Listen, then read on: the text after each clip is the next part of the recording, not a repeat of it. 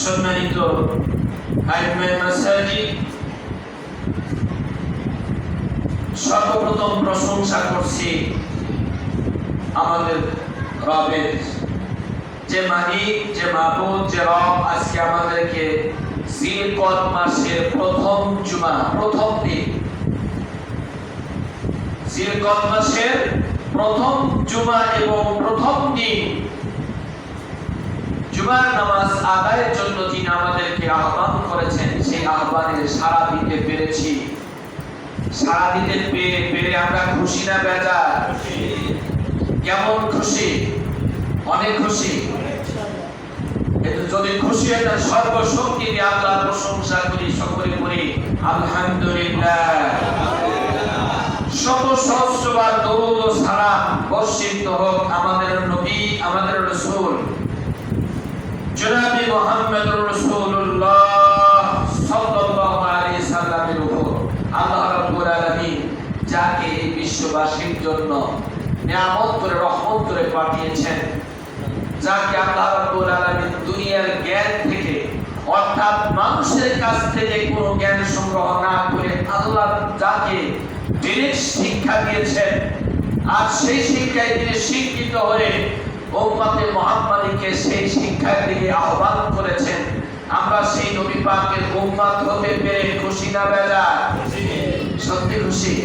তাহলে যদি খুশি হয়ে থাকি, আমরা সেই নবী পাকের উপর হৃদয়ের সবটুকু ভালোবাসা উজাড় করে অবনত চিত্তে আমরা সেই নবী পাকের উপর দরুদ ও তাসলিম পাঠিয়ে দিই। সকলে পড়ি সাল্লাল্লাহু আলাইহি ওয়াসাল্লাম। সম্মানিত বন্ধুগণ, কোরআন প্রেমিক, রাসূল প্রেমিক, আজকের যে বিষয়টা আলোচনা করব, গতদিন সূরা কাউসারের গতদিন আলোচনা করছি দুইটি আয়াতের উপরে। আজকে তৃতীয় নাম্বার আয়াতের আলোচনা একটু করতে গিয়ে রেখেছিলাম। আল্লাহ রাব্বুল আলামিন আল্লাহর জ্ঞান দিয়ে যে বিধানটা নাযিল করেছেন, আল্লাহর জ্ঞান যে বিধানের মধ্যে সম্পূর্ণভাবে ঢেলে দিয়েছেন, সেই বিধানের নাম কি? সেই বিধানের নাম কি? কোরআন। এই কোরআনটা কার? আল্লাহ নিজে তার জ্ঞানের কথাগুলো এখানে ঢেলে দিয়ে সাজিয়ে দিয়েছেন, তাই না?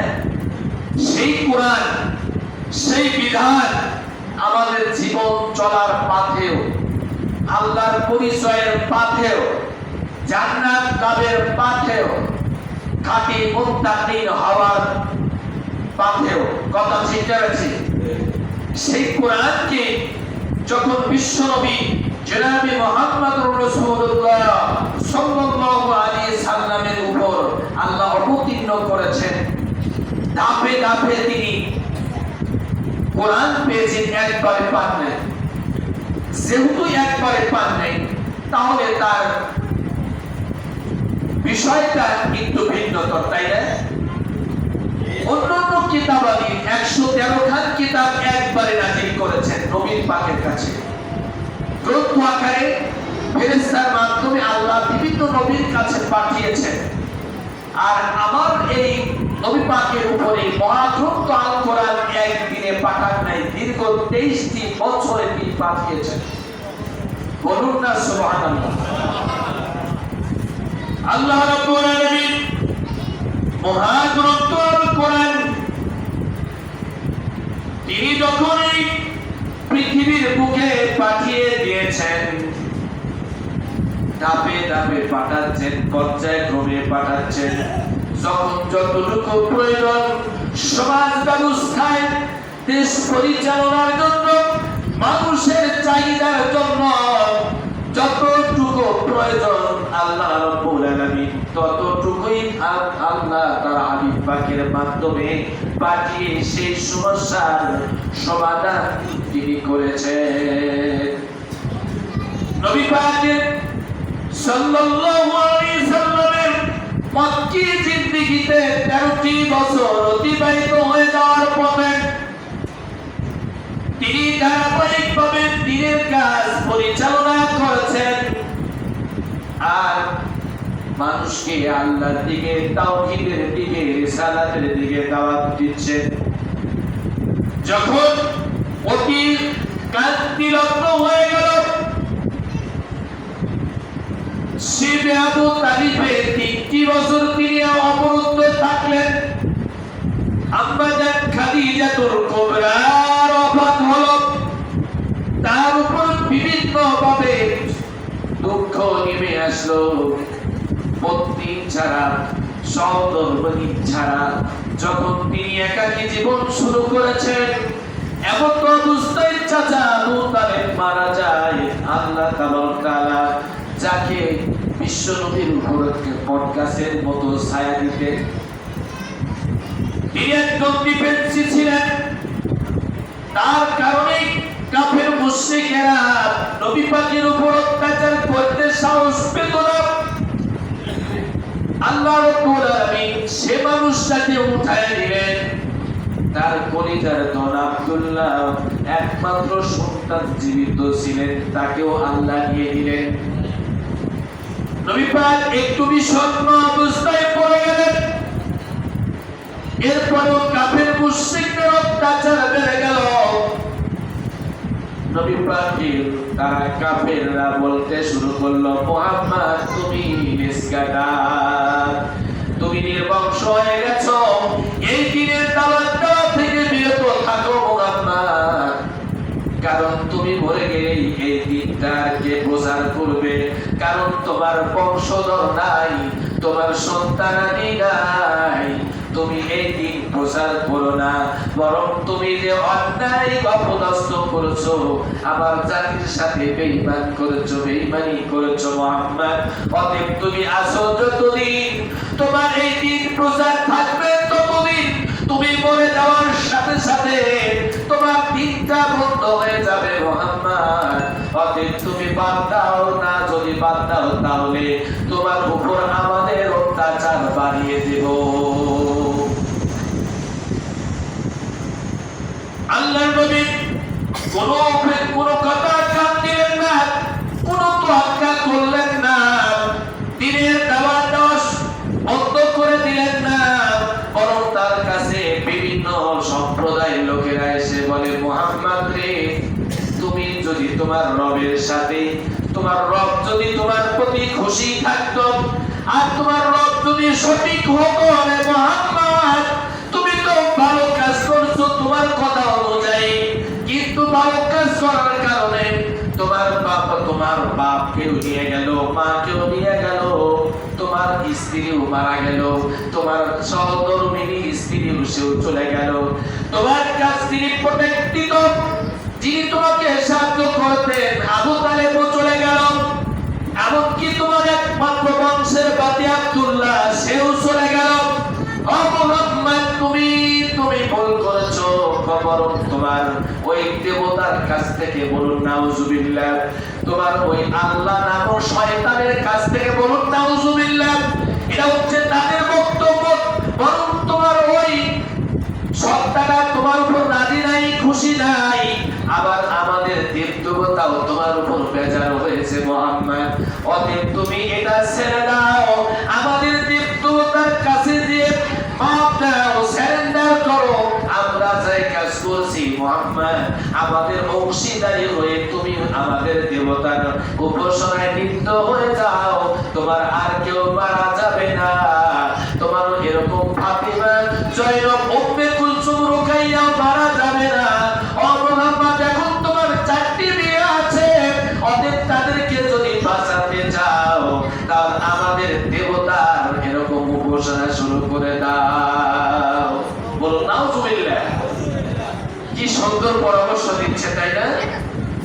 এত সুন্দর পরামর্শ, শয়তানের পরামর্শ শয়তানের মতন হয়ে থাকে, সত্য কথা যার মধ্যে নাই সেই পরামর্শ দেয় মিস্টার ইবলিস।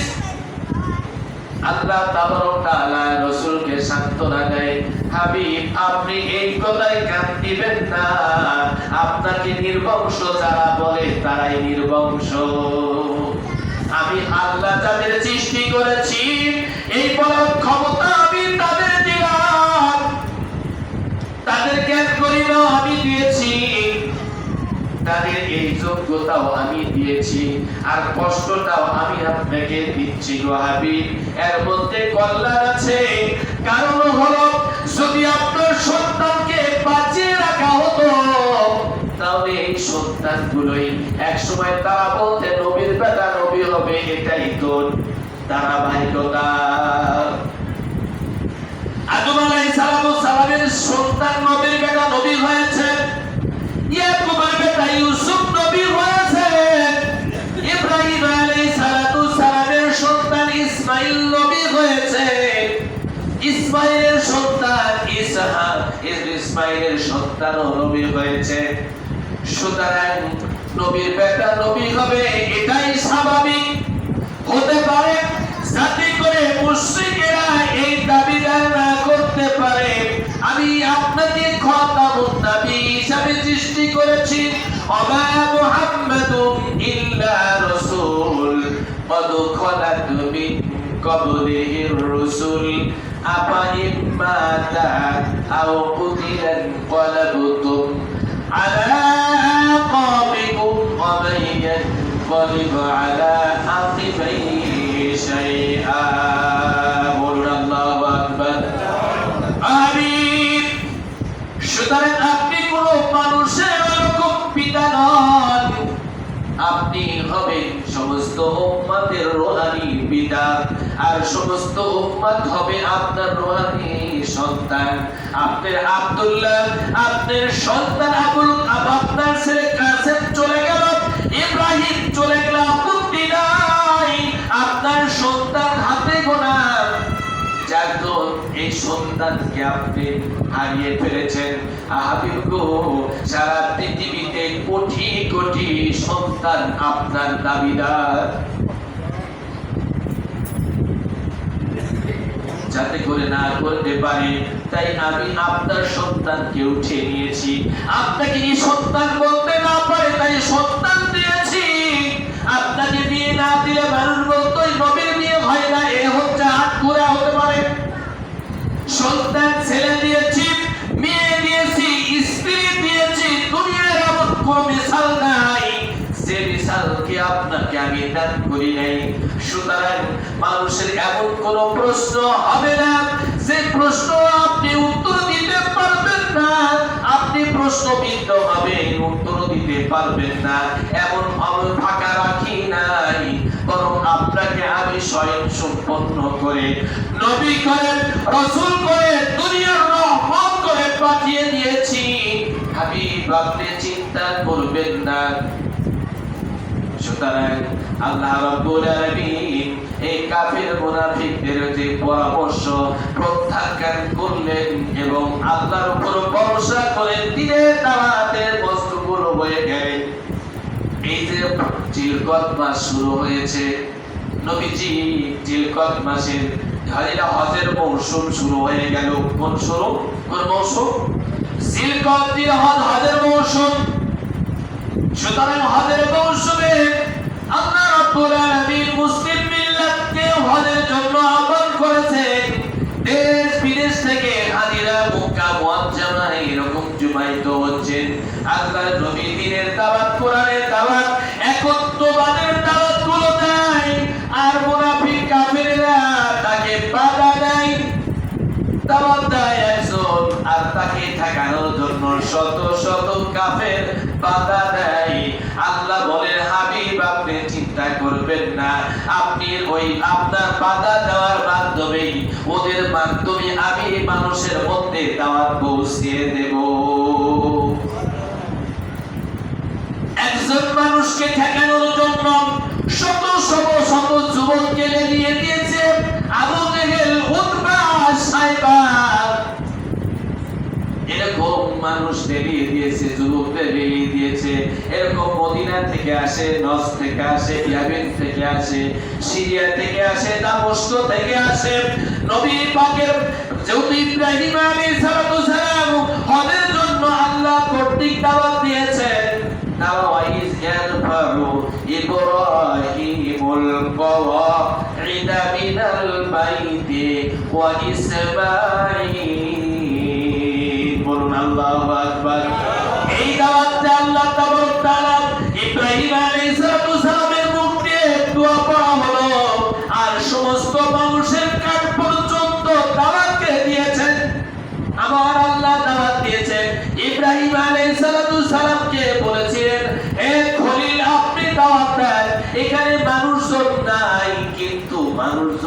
আসবে, আপনি দাওয়াত দেওয়ার কথা দাওয়াত দেন, আর মানুষদেরকে জমায়েত করার দায়িত্ব আমি আল্লাহ স্বয়ং নিয়েছি।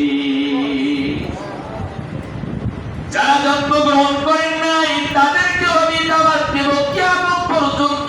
যত মানুষ আসবে প্রত্যেকটা মানুষের কানে থেকে হৃদয় পর্যন্ত, কান পর্যন্ত আমি আল্লাহ পৌঁছে দেব, আবার কান থেকে হৃদয় পর্যন্ত আমি আল্লাহ পৌঁছে দেব।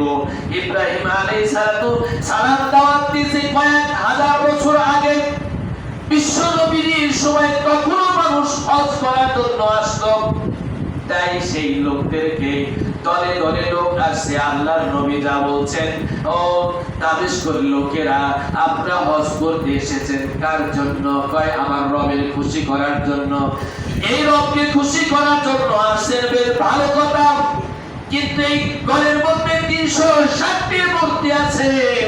এই মূর্তির জন্য কি আপনার নবী ইব্রাহিম আলাইহিস সালাম দাওয়াত দিয়েছে, নাকি এই মূর্তিগুলো ভাঙার জন্য তিনি এসেছিলেন? কয় আমাদের নবী ইব্রাহিম এই মূর্তি ভাঙার জন্য এসেছিলেন, তিনি মূর্তিকেও ধ্বংস করেছিলেন। সুতরাং এখন তো কাবার ঘরের মধ্যে মূর্তি আছে, তবে আমরা মূর্তিকে সিজদা করি না, আমরা তাওয়াফ করে চলে যাই আমার রবের খুশি করার জন্য। বলুন না সুবহানাল্লাহ। কিন্তু কত কত কি কেমন কিছু মুসলমান আছে, তারা ওটা মুখে পড়ে না, তারা ইবাদত করার কথা করে যায়, কিন্তু তার মধ্যে যে এরকম মূর্তি আছে, মূর্তির দিকে তাদের কোনো খেয়াল নাই, খেয়াল তাদের নাই। তারা আসে, তাওয়াফ করে চলে যায়, যেখানে হাজর আসওয়াদ আছে চুমুকে চলে যায়। বাধা বিপত্তি দেওয়ার তাদের মানসিকতা নাই। অনেক দূর থেকে এসেছি, বাধা থেকে মার খাবো না, কথা ঠিক না? ঠিক। এরা যা করছে করুক, আমার আল্লাহর হুকুম হয়েছে চলে গেলাম। কিন্তু এটা কি মুসলমানের দায়িত্ব? কারণ দীর্ঘদিন নবী নাই, দীর্ঘদিন রাসূল নাই। 570 বছর পরে ঈসা আলাইহিস সালাম বলে 570 বছর পরে আমার নবী জন্মগ্রহণ করেছেন। এই 570 বছর ব্যবধানে মানুষ অনেক ধ্বংসের দিকে চলে গেছে। তাই মানুষের মধ্যে আল্লাহ বলতে যে একটা ধারণা আছে, কিন্তু আল্লাহর হুকুমের পরিপূর্ণ বাস্তবতা নাই। এখনো কি আমাদের মাঝে আল্লাহর হুকুমের পরিপূর্ণ বাস্তবতা আছে? জলে আছে? নাই। কারণ হলো যে মানুষটা আমরা নামাজ পড়ছি, ওই মানুষটাও আমরা পরের অন্যায় করছি, পরের সম্পদ নষ্ট করছি, গোপনে গোপনে পরের হক চুরি করছি। জ্ঞান থাকলে কলমের দ্বারা আমরা লিখে নিচ্ছি, স্বাক্ষরের মাধ্যমে গোনা কিনেছি, ঘুষ নিচ্ছি না? আবার কৌশল করে টাকা লাগিয়ে টাকার অঙ্কটা বেশি বাড়িয়ে দিচ্ছি, তাকে আমরা ইন্টারেস্ট মনে করছে সার, এটা ঘুষ না মনে করে আমরা ইন্টারেস্ট মনে করে আমরা টাকা লাগাচ্ছি। এটা কি আমাদের সমাজে আছে না নাই? আছে। তাহলে আমরা সেই রাসূলের কথা এখনো শুনি, ইব্রাহিমের কথা কোরআনে আছে, ইব্রাহিমের কথা যেটা, মুহাম্মদুর রাসূলুল্লাহর কথাও সেটা, এক তসবিতেই কথা। আদম আলাইহিস সালাম যে দাওয়াত দিয়েছেন লা ইলাহা ইল্লাল্লাহ, মুহাম্মদুর সাল্লাল্লাহু আলাইহি সাল্লাম দাওয়াত দিয়েছেন লা ইলাহা ইল্লাল্লাহ। এটা হচ্ছে একত্ববাদের তাওহীদের দাওয়াত। আর যেটা হচ্ছে তার জীবন বিধান, কোন ধারায় এসেছে? ইব্রাহিম খলিলুল্লাহর দাওয়াত, তাই কালেমার সাথে লেখা হয়েছে ইব্রাহিম খলিলুল্লাহ, ঈসা রূহুল্লাহ, মুসা কালিমুল্লাহ। আর বিশ্বনবী আল্লাহ তাআলা তিনি তার সাথে তিনি দেন নাই, আল্লাহ দিয়েছেন, বলেছেন লা ইলাহা ইল্লাল্লাহ মুহাম্মাদুর রাসূলুল্লাহ। এটা হচ্ছে রিসালাত। যে ব্যক্তি নবুয়তকে অস্বীকার করবে, রিসালাতকে অস্বীকার করবে, সেও ব্যক্তি কি হয়ে যাবে? কাফের হয়ে যাবে। সুতরাং রাসূল যেভাবে জীবন ব্যবস্থা পরিচালনা করেছেন, সমাজ পরিচালনা করেছেন, দেশ পরিচালনা করেছেন, ওই ট্যাক্সারে, ওই ফর্মুলায়, ওই নকশায় যদি আমি না চলি, আমার 3.5 হাত বডিটা যদি রাসূলের নকশার মধ্যে না পড়ি, তাহলে আমার ইবাদতটা কবুল হবে না। হবে? বিশ্বনবী বলেছেন সাল্লু কামা রাআইতুমুনি উসাল্লি, আমি যেভাবে নামাজ পড়ি তুমি সেভাবে নামাজ পড়ো। আমাদের নামাজ কি সেভাবে হচ্ছে? তার দোষ দুর্বলতা কোথায়, ত্রুটি কোথায়, সেটা আমাকে ফাইন্ড আউট করতে হবে। আমার নামাজের মধ্যে রসুলের নামাজ হচ্ছে না কেন? নবী করিম সাল্লাল্লাহু আলাইহি সাল্লাম মসজিদে নববীর মধ্যে বসে আছেন, নামাজ পড়ে বসে আছেন। একজন ব্যক্তি এসে তিনিও নামাজ পড়লেন। পরবর্তী রাসূল বললেন, তোমার নামাজ, তুমি নামাজি নয়, নামাজ আদায় করো। কয় হুজুর নামাজ পড়লাম তো? কয় নামাজ আদায় করো। আবার নামাজ পড়লেন। অর্থাৎ রাসূল সাল্লাল্লাহু আলাইহি সাল্লাম বললেন, তোমার নামাজ হয় নাই, এই কথা বলেন নাই, তুমি নামাজ পড়ো। যেটা তিনি পড়তেন ওটা নামাজ ছিল না, তাহলে নামাজ শব্দ উচ্চারণ করবেন কেন? আচ্ছা বলো, প্রশ্ন রাখি, জানাজার নামাজ কয় রাকাত? বলেন কয় রাকাত? যেমন জানাজার নামাজে রুকু আছে, সিজদা আছে, হ্যাঁ, তাই সেটাকে নামাজ বলি। আমরা যদি সেটা কই জানাজার যত নামাজ, সূরা কিরাত আছে, কথা বলি না আছে? জানাজার নামাজ সূরা আছে, কোন কোন সূরা পড়ি বলেন তো? সূরা ফাতিহা, সূরা ইখলাস পড়ি। আবার ভাই জানাজার নামাজের মধ্যে রুকু নাই, সিজদা নাই, সূরা কিরাত নাই, কিন্তু নামাজ কেন বলা হলো?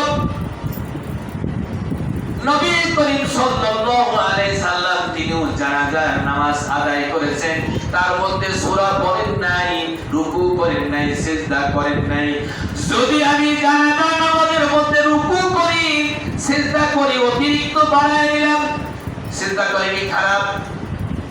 সিজদা করা বড় একটা ইবাদত, রুকু করা বড় একটা ইবাদত, সূরা কিরাত করা বড় ইবাদত। একটা ধরনটা আদায় করলে, তিলাওয়াত করলে 10টি সওয়াব হয়। জানাজার নামাজের মধ্যে যদি আমি এরকম সূরা ফাতিহা পড়ি, ইখলাস, ফালাক, নাস পড়ি, তাহলে সওয়াব হবে না। কারণ নামাজ রাসূল পড়েন নাই, আমরাও পড়ি নাই। ওইখানে যদি সূরা ফাতিহা পড়ি, জানাজার নামাজ আদায় হবে না। বরং জানাজার নামাজ যেভাবে পড়ার রাসূল দেখিয়ে দিয়েছেন, আমরা সেভাবে পড়ি। যদি কম আর বেশি করি, সেটা আদায় হবে না। বিশ্ব নবী বলেছেন, সল্লু কামা রাআইতুমুনি, তোমরা আমাকে যেভাবে নামাজ পড়তে দেখেছো, ওইভাবেই তোমরা সেই নামাজগুলো আদায় করো। ফরজ নামাজ হলো জোহরের কয় রাকাত, জুমার নামাজ কয় রাকাত? এখন যদি আমি বলি ভাই জোহরের নামাজ 2 রাকাত, জুমার নামাজ না পড়ে 4 রাকাত নামাজ পড়ি, তাহলে অসুবিধা হবে কি হবে না? কারণ 1 রাকাত নামাজের অনেক দাম। কেন আল্লাহ 2 রাকাত করলেন 4 রাকাতের পরিবর্তে? আমি 2 রাকাত পড়ব না, প্রতিদিন যা পড়ি জুমার দিনও তাই পড়ব, হবে? কারণ আল্লাহ সেভাবে বিধান দেন নাই, নবী করুন সেভাবেও পড়েন নাই। নবী যেভাবে আদেশ প্রাপ্ত হয়েছেন সেভাবেই তিনি পড়েছেন, আর আমাদেরকেও সেভাবেই পড়তে বলেছেন। এই জন্য আমরা জুমার নামাজ পড়ি 2 রাকাত, আর আগে খুতবা পড়ি। এই খুতবার মধ্যে আল্লাহ 2 রাকাতের সওয়াব লিখে দিবে।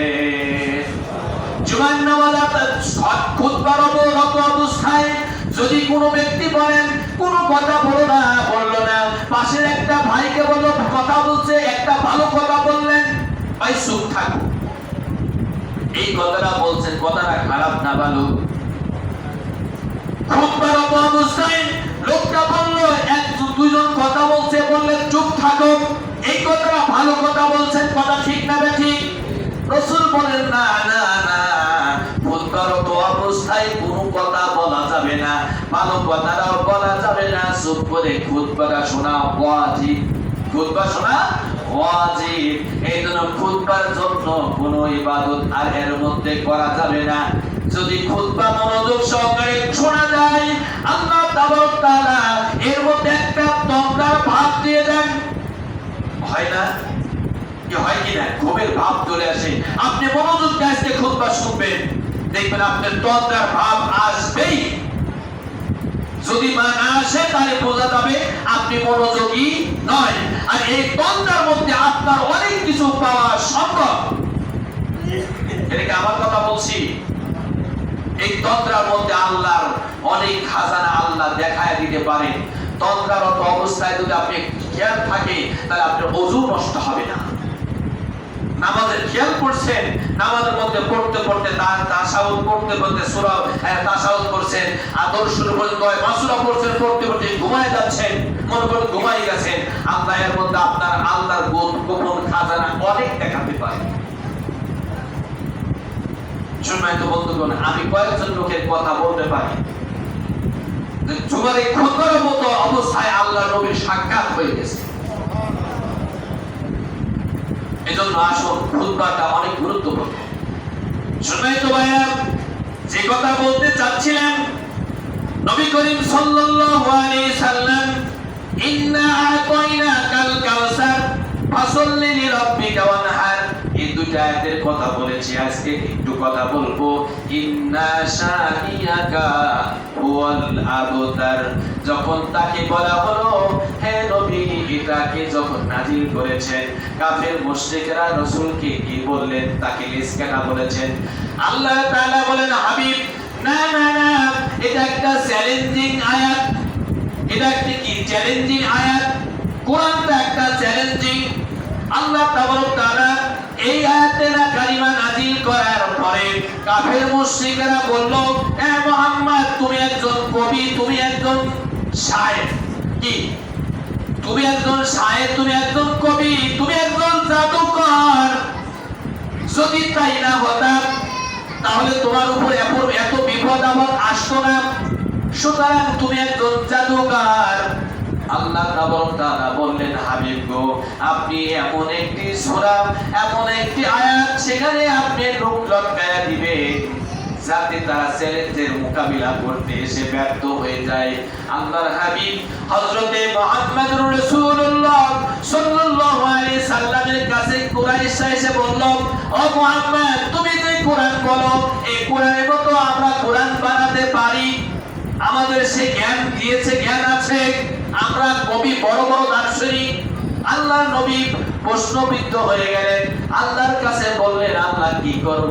আল্লাহ বলে হাবিব, কথা সংক্ষিপ্ত করে নিয়েছি। হাবিব গো, আপনি সূরা কাউসারের 2টি আয়াতে কালিমা লিখে দেন, কাবার সাথে জুড়াইয়া দেন, তাহলে তারা এই কোরআনের 2টি আয়াতের আগে আর পরে কি হবে ডট ডট দিয়ে দেন, পরে তারা কি হবে বানায়া দিই। আল্লাহর নবী মুহাম্মদুর রাসূলুল্লাহ তাদের মধ্যে 2টি আয়াত, 2টি আয়াতে কালিমা লিখে কাবার দেয়ালে ঝুলাইয়া দিলেন। সকালবেলা বিভিন্ন লোক এসে বলছে, দেখো মুহাম্মদ কি করেছেন, চ্যালেঞ্জ করে দিয়েছে। অর্থাৎ কাবার দেয়ালে যেটা ঝুলানো থাকে সেটা চ্যালেঞ্জিং। কোনো কিছু হলে কাবার দেয়ালে লটকানো হয়। মানুষ দেখুক, কোন আবিষ্কার করছে, কাবার দেয়ালে লটকানো হোক, দেখে প্রশংসা করুক। যেহেতু আয়াতে কারিমা লিখেছে, এখন ডট ডট দিয়েছে, আর পরে কি হবে বলার জন্য আল্লাহ তাআলা হাবিব পাককে বলে দিলেন, তাই তিনি লটকায় দিলেন। এখন কবিরা এসে দেখতেছে ব্যাপারটা কি লাগাইছে। তখন এই কবিরা, সকল কবিগুলো একত্রিত হয়ে বলছে, তোমরা যা দেখো সব মিথ্যা, এটা বানাতে পারে। আল্লাহ তাআলা সূরা বাকারার মধ্যে বলেন, ওয়াইন কুনতুম ফি রাইবিন মিম্মা নাযালনা আলা আবদিনা ফাআতু বিসূরাতিন মিন মিসলি, বলুন আল্লাহু আকবার, ওয়াদউ শুহাদাকুম মিন দুনিল্লাহি ইন কুনতুম সাদিকিন, বলুন আল্লাহু আকবার। কুরাইশদের লক্ষ্য করে, কাফেরদের লক্ষ্য করে বললেন, হে কাফেরেরা, আল্লাহ তাআলা চ্যালেঞ্জ করে দিলেন, তোমরা যাকে এরকম অস্বীকার করো, কোরআনকে তোমরা এরকম বানোয়াট বলো, না না, এটা কোরআন বানোয়াট নয়। যদি তোমরা পারো এই কোরআনের মধ্যে একটা আয়াত, একটা শব্দ বানায় নিয়ে আসো। শত শত কবিরা, দার্শনিকেরা, বুদ্ধিজীবীরা একত্রিত হলো, গবেষণায় নেমে গেল। আল্লাহ বলেন, তোমরা পারবা না, ফাইল্লাম তাফআলু, তোমরা পারবা না, ওয়ালান তাফআলু ফাত্তাকুন নারাল্লাতী ইয়াকুদুহান নাস ওয়াল হিজার, বলুন আল্লাহু আকবার। কাফেরদের সামনে বলে, তোমরা পারবা না, পারবা না তো পারবা না, যদি এটা অস্বীকার করো তাহলে তোমরা কাফের জাহান্নামে হয়ে যাবা, বরং তোমরা পারবা না। আমি আল্লাহ বলছি তোমরা স্বীকার করে নাও। আর তোমাদের জন্য কিন্তু আমি অগ্নিকে সাজিয়ে রেখেছি, জ্বালিয়ে রেখেছি কাফেরদের জন্য। তোমরা কেন এরকম করছো? ওই সময় সকল কবিরা একত্রিত হয়ে তারা চিন্তা ভাবনা গবেষণার মধ্যে নেমেছে, পারে না। কবি রবি আরব ভূখণ্ডের সবচাইতে বড় কবি, 3 বার তিনি যেমন গোল্ড মেডেল পায়, আরব ভূখণ্ডের মধ্যে 3 বার তিনি গোল্ড মেডেল পেয়েছেন। তিনি কবিত্বের কারণে শ্রেষ্ঠ কবি। যেমন আমাদের বাংলাদেশের মধ্যে, ভারতীয় উপমহাদেশের মধ্যে শ্রেষ্ঠ কবি কবি রবীন্দ্রনাথ ঠাকুর, কাজী নজরুল ইসলাম, ডক্টর আল্লামা ইকবাল, এরা বড় বড় কবি। ঠিক তেমনি ভাবে কবি রবি, তিনি এরকম বড় কবি ছিলেন। তিনি এরকম চিন্তা ভাবনা করে সবার সাথে দিয়েছে, যতই লেখি আগে মিলে পরে মেলে না, পরে মিলে তার আগে মেলে না। এই কবি তখন তার ভাষায় বিশ্ব নবীকে ডাকতে বলেন, ইয়া মুহাম্মাদুর রাসূলুল্লাহ, হে আল্লাহর নবী শোনেন, এটা মানুষ বানানো কোনো কিতাব না, কোনো গ্রন্থ না। তিনি তার ভাষায় বললেন, ইন্না আতাইনাকাল কাউসার ফাসাল্লি লিরাব্বিকা ওয়ানহার লাইসা হাযা মিন কালামিল বাশার। বলুন আল্লাহু আকবার। কবি রবি তার দলবল নিয়ে এসে বলল, মুহাম্মদ, হে আল্লাহর নবী, এটা আপনার বানানো কোনো কথা না, বরং ঐশী গ্রন্থ, ঐশী কিতাব। আল্লাহ প্রদত্ত না দিল আমরা পারবো না। আল্লাহ চ্যালেঞ্জ ছুড়ে দিয়েছেন, মানুষ তোমরা পারবা না। আমি নবী আমার দলবল নিয়ে চেষ্টা করেছি, দেখলাম পারতাম না, পারলাম না। ও নবী, আমরা ব্যর্থ। সুতরাং আপনি যে দাওয়াত নিয়ে এসেছেন এটাই শ্রেষ্ঠতম দাওয়াত। কবি নবী দৈনিক তার দলবল নিয়ে কয়েকশো কবি দিয়ে কলেমা লা ইলাহা ইল্লাল্লাহ পড়ে মুসলমান হয়ে যায়। বলুন আল্লাহু আকবার। সেই সময় তারা মুসলমান হয়েছে, যারা বুঝতে পেরেছে তারা মুসলমান হয়েছে। কোরআনকে যারা ভুল ধরতে এসেছে, ভুল নিজের ভুল বুঝতে পেরেছে, তারা মুসলমান হয়েছে। আর যারা অহংকার নিয়ে কোরআন এরকম ধার্মিকতার সাথে কোরআনের কাছে এসেছে, কোরআন থেকে শিক্ষা নেয় নাই, তারা মুসলমান হতে পারে নাই, আল্লাহর সান্নিধ্য পায় নাই। কৃষ্ণচন্দ্র সেন বলা হয়েছে, তিনি আরবি ভাষায় অর্থাৎ কোরআনের প্রথম অনুবাদক। এই কথাটা ভুল। কৃষ্ণচন্দ্র প্রথম কাব্য রচনা অর্থাৎ কোরআনের অনুবাদ করে নাই, কারণ তিনি এটা করেন নাই। তিনি সুযোগ সন্তানী ছিলেন, অর্থাৎ নুমাইর ইবনে, তিনি মুসলমান দুইজন বড় আলেমে দিন, তারা কোরআনের অনুবাদ করেছিলেন, পাণ্ডুলিপি রেখেছিলেন। ওই পাণ্ডুলিপি তার নামে পাবলিশ করে এখন কোন নাম হয়ে গেছে, বাংলা অভিধানের মধ্যে আছে কোরআনের প্রথম অনুবাদক ভাই কৃষ্ণচন্দ্র সেন। মিথ্যা কথা, একদম তাহা মিথ্যা কথা। কারণ কোরআনের অনুবাদ প্রথম শুরু করা হয়েছে, তিনি করেছেন একজন বসনিয়ার, একজন মুসলিম, বাংলা ভাষায় করেছেন। আর একজন বাড়ি হচ্ছে, আগেও বলেছিলাম, বাড়ি টাঙ্গাইল, তিনি করেছেন বাদবাকি সংগ্রহ করে ফেলেছেন। কিন্তু তারা এই পাণ্ডুলিপিটা লিখেছিলেন কিন্তু পাবলিশ করে নাই। কৃষ্ণচন্দ্র সেন তার নামে পাবলিশ করে, ওই সময় পাবলিশ করে নাম হয়ে গেছে কৃষ্ণচন্দ্রের। আমরা এক কথাই লিখি, কোরআনের প্রথম বাংলা অনুবাদ করেছেন কৃষ্ণচন্দ্র সেন। এটা মিথ্যা কথা। লিখতে না লিখতে নাম্বার দিবে না, লিখতে হচ্ছে। কিন্তু জেনে রাখেন, কোরআনের অনুবাদক কৃষ্ণচন্দ্র সেন নয়, বরং দুজন মুসলিম। সুতরাং সম্মানিত বন্ধুগণ, কথা বলতেছিলাম, কোরআনের কাছে এসেছে, কিন্তু যদি কৃষ্ণচন্দ্র সেন অনুবাদ করতো কোরআনকে, এত ভালোবাসতো, তিনি মুসলমান হলো না কেন? কি কথা ঠিক না বেশি? রবীন্দ্রনাথ ঠাকুর, তোমাকে ধন্যবাদ জানাই। তুমি জুব্বা পড়লে ঠিক, দাঁড়িয়ে রাখবে ঠিক, মস্তর করলে কেন? তুমি অনেক লেখা, আল্লাহ তোমাকে জ্ঞান দিল, কোরআন তুমি পড়েছো আমি জানি, কিন্তু তুমি মুসলমান হলে কলেমার দাওয়াত গ্রহণ করলে না কেন? তোমার এই লেখার জানে না পয়সার দাম নাই। এরকম আরো বড় বড় দার্শনিক আছেন আমাদের দেশে, কোরআনের ভুল ধরতে আসে। এই কোরআনের যারা ভুল ধরতে এসেছে, মরিস বুখারী জ্যেষ্ঠ বিজ্ঞানী ছিলেন আমেরিকার, এই কোরআনের ভুল করতে এসে গবেষণা এসে তিনি মুসলমান হয়েছে। তিনি শেষ পর্যন্ত গ্রন্থ লিখছেন বিজ্ঞান না হলি কোরআন, কোরআন এবং বিজ্ঞানের সমন্বয়। কোরআন কি বলছে, বিজ্ঞান কি বলছে, ডক্টর মরিন বুখারী সুন্দর করে উপস্থাপন করেছেন। পারলে বইটা পড়েন যে একজন বিজ্ঞানী এই কোরআনের ভুল ধরতে এসে আসলে কোরআন থেকে জানতে এসেছিল কোরআন কি, বাইবেল কি, ত্রিপিটক কি। তিনি বিভিন্ন ভাষার দার্শনিক ছিলেন, বিজ্ঞানী ছিলেন, সাহিত্যিক ছিলেন। এরকম গবেষণায় আসে দেখলেন যে কোরআন যা বলছে সব 100% সত্য। বাইবেল, ত্রিপিটক, গীতা, ইসলামবিদ্যা, চিন্তাবিদ্যা যা আছে সবের মধ্যে মানুষের বানানো।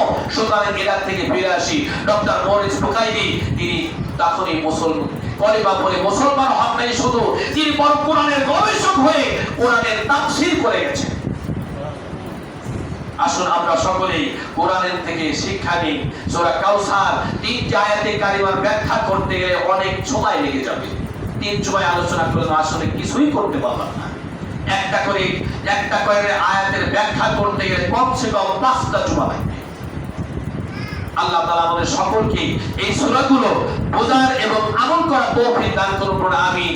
আমল বেশি করতে হবে। একটা করে সূরা পড়েন, সূরা অনুবাদ করেন, অর্থ পড়েন, আর একটু ব্যাখ্যা দেখেন। নামাজে দাঁড়ালে সেই সূরা পড়েন, দেখেন মনটা সেখানে থাকবে। মিস্টার ইবলিস আপনার মনটাকে ধোঁকা দিয়ে দিতে পারবে না। নামাজের মধ্যে মন থাকবে, নামাজের মধ্যে মন থাকবে, অর্থ পড়েন। আল্লাহ তাআলা আমাদের সকলকে সহিহ নামাজ, রাসূলের নামাজ আমাদেরকে আদায় করার তৌফিক দান করুন। আমিন। ওয়া আখিরু দাওয়ানা আলহামদুলিল্লাহি রাব্বিল আলামিন।